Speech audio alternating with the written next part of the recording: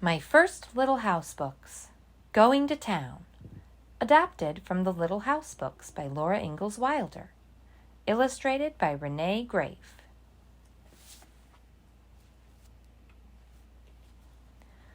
Once upon a time, a little girl named Laura lived in the big woods of Wisconsin, in a little house made of logs. She lived in the little house with her pa, her ma, her big sister Mary, her baby sister Carrie, and their good old bulldog Jack. One day Pa said that as soon as he had finished planting the crops, they would all go to town. Laura, Mary, and Carrie could go too. They were old enough now. Laura and Mary were very excited. The next day they tried to play going to town.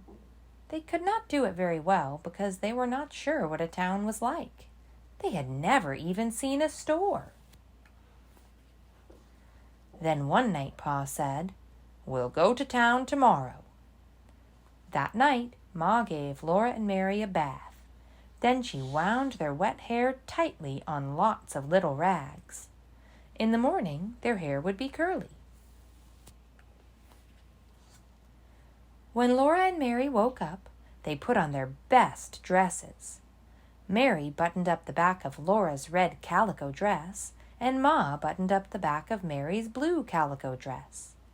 Then Ma took the rags out of their hair and combed it into long, round curls that hung down over their shoulders. After breakfast, Pa drove the wagon up to the gate of the little house. He had brushed the horses until they shone. Ma sat up on the wagon seat with Pa, holding baby Carrie in her arms. Laura and Mary sat behind Ma and Pa on a board across the wagon box. They were going to town. They were happy as they rode through the springtime woods. Ma was smiling, Carrie laughed and bounced, and Pa whistled while he drove the horses. Rabbits stood up in the road ahead, and the sun shone through their tall ears. Twice Laura and Mary saw deer looking at them with their large, dark eyes among the trees. Suddenly, Pa stopped the horses and pointed ahead with his whip. "There you are, Laura and Mary," he said. "There's the town of Pepin." Laura had never imagined so many houses and so many people. There were more houses than she could count. Laura looked and could not say a word. Pa helped everyone down from the wagon, and they walked up to the biggest building in town. This was the store where Pa came to trade. As they climbed up the steps of the store, Laura was so excited that she was trembling all over.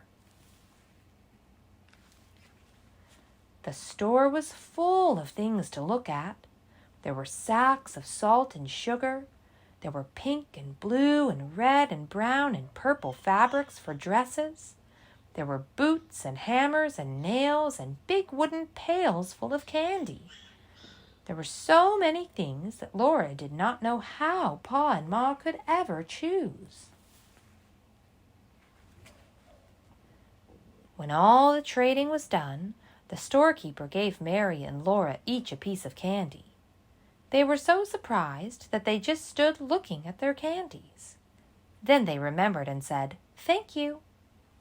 The candies were shaped like hearts and had printing on them. Mary's candy said, "Roses are red, violets are blue, sugar is sweet, and so are you."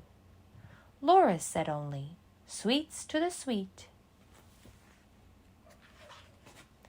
After they left the store, they walked over to the lake at the edge of town. They all sat on the warm sand, and Ma opened the picnic basket she had brought. Inside there were bread and butter and cheese, hard-boiled eggs, and cookies for lunch.